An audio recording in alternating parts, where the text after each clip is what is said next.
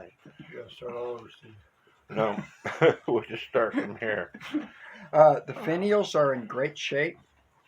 They're not cracked, they're not broken or anything. So that's good. And tremendous amount of detail in these. And that wasn't there because it had at least 2 coats of paint on it. Right. And but I did take a video of what it looked like before. Right. And like this. So right. Yeah, it's pretty ugly right now, but it's taking shape. Right. Right. And I want to see the little guy again. I take the movement is still in here. That's cool. Philip, I'm still jealous. You'd still give him his money back? I don't spend that much on clocks. I'm cheap. I'll open it up and show you the back. All right. As soon as I got it unwrapped, the first thing I did was go in the back here because I wanted to see the bellows. Actually, more like pipes, pipe organ. Right. And Philip has not spent that much time with these yet. GHS, Gordon Holler and Son. And you could tell at GHS, even without their letters, by this brass piece that holds the count wheel on. They were the only company, to my knowledge, that used that brass piece to hold the count wheel on.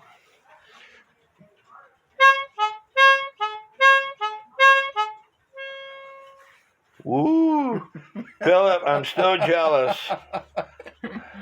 That sounds like a German siren. Right.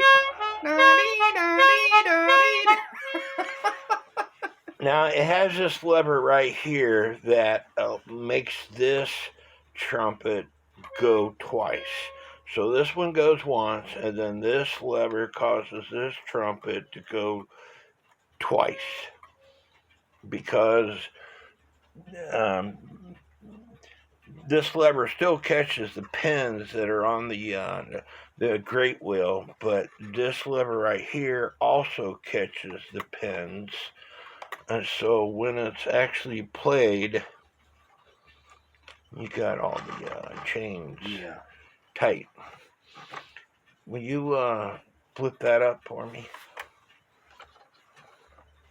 Push it your way.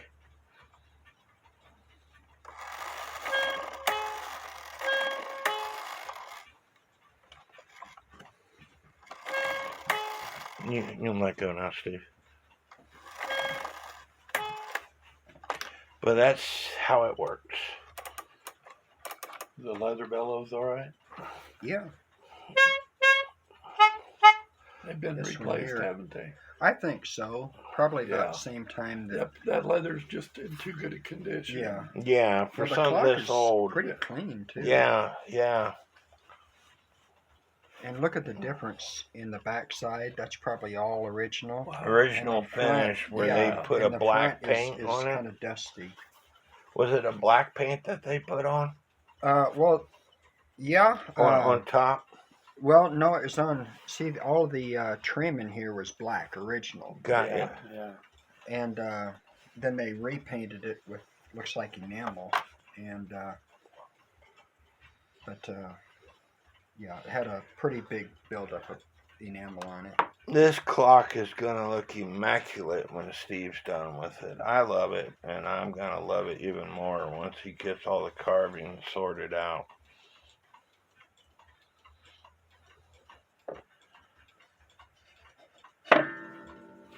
Love it. Yeah. Now we gotta go look at my clock that Steve brought. While you're here, see this railroad clock here?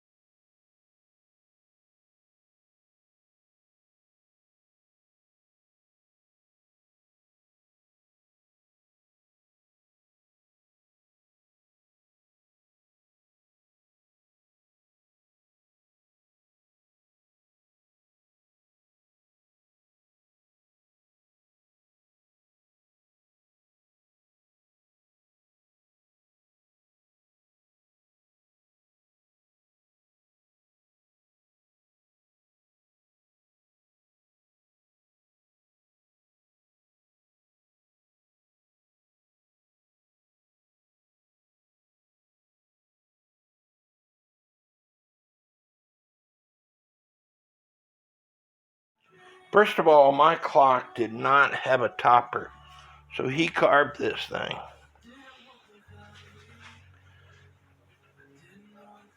Looks beautiful. And the deer were swapped. You can have them either way, but I wanted the deer like this, and the deer had broken legs, so he repaired those, and they had broken front antlers, so he repaired those. And it didn't have a back door. So he was kind enough to make me a back door, and he was kind enough to age it and stain it so it looks like the other part of the clock. Now this back door will have a hole in it because I have to add a gong to it, and so I'm going to drill a hole so I could adjust the hammers for it. And I'm going to use one single gong.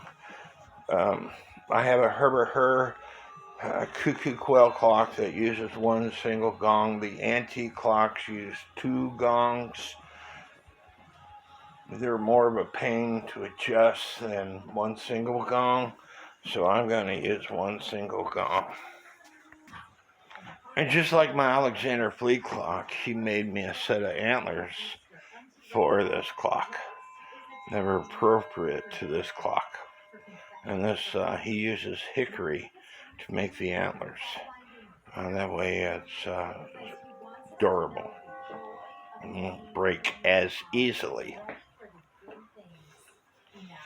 So if you have a clock that needs casework, now he doesn't do any lathe work, but if it needs some carving work or missing a topper or missing a pendulum bob or it's got broken casework, contact Steve Faler.